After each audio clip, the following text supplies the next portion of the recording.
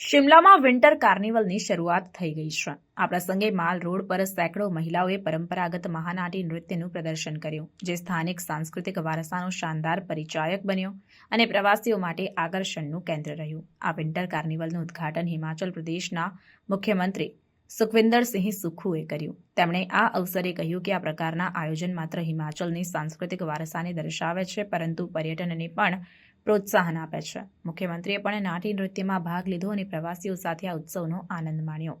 Winter કાર્નિવલના પ્રથમ દિવસે માલ રોડ પર 250 મહિલાઓએ મહાનાટી નૃત્ય રજૂ કર્યું।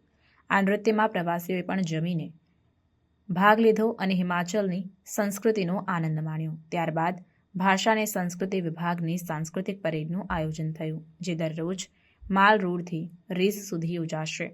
આ વિન્ટર કાર્નિવલમાં 10 દિવસ સુધી વિવિધ સાંસ્કૃતિક કાર્યક્રમોનું આયોજન કરવામાં આવશે।